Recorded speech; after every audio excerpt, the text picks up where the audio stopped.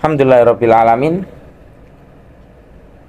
Allahumma shalli wa sallim ala sayyidina Muhammad kamaril wujud fi hadzal yawm wa fi kulli yawm wa fi yaumil mau'ud sirran wa jahran fi dunyal akhirah wa ala alihi washabihi wasallim. Alhamdulillah, kita kembali kepada sejarah Nabi Muhammad SAW yang mana saat disusui oleh Sayyidah Halimah. Ketika Sayyidah Halimah menyusui Nabi Muhammad SAW, beliau mendapati peristiwa-peristiwa yang sangat menakjubkan juga, yang sangat-sangat luar biasa.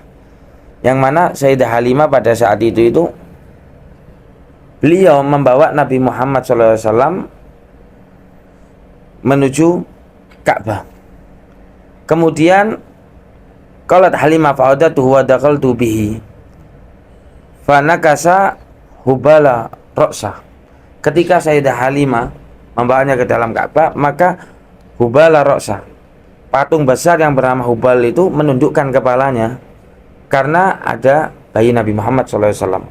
Wa kharratil asnam min amakiniha, dan kemudian semua patung-patung itu yang sebelahnya yang kecil-kecil hancur, jatuh dari tempat-tempatnya.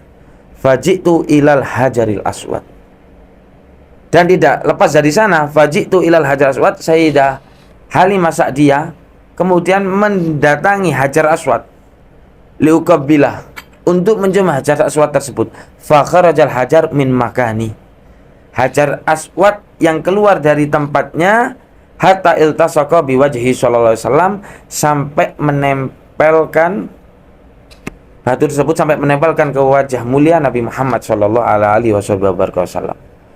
Fa akhbartu ba'li bidzalik, sehingga Sayyidah Halimah As-Sa'diyah menyampaikan tentang berita yang kejadian yang dialami oleh dirinya saat membawa bayi Nabi Muhammad SAW ini kepada suaminya.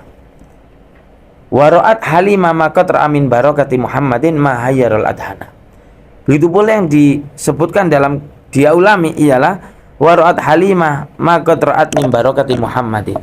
Maka Sayyidah Halimah menyaksikan sedemikian banyak kejadian yang terjadi, keistimewaan saat membawa Nabi Muhammad SAW, keberkahan saat membawa Nabi Muhammad SAW.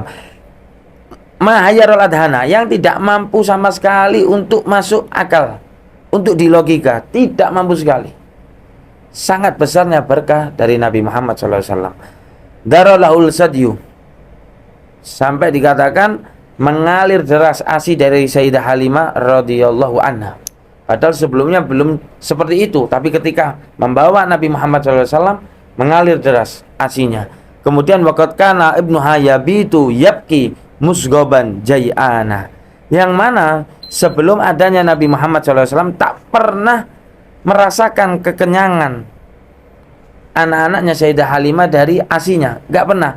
Tetapi ketika membawa bayi mulia Nabi Muhammad SAW, maka semuanya dari anak-anaknya tidak pernah merasakan lapar, tidak pernah merasakan kehausan, karena berkah dari Nabi Muhammad SAW.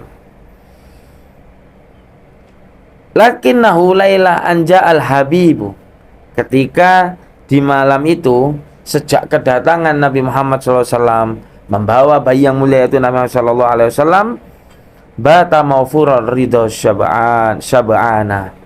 Saat itulah semua dari anak-anak Sayyidah Halimah setiap malam merasakan tidur yang nyenyak, tidur yang pulas. Karena kenapa? Karena kenyang, karena derasnya ASI dari Sayyidah Halimah Sa'diyah radhiyallahu anha.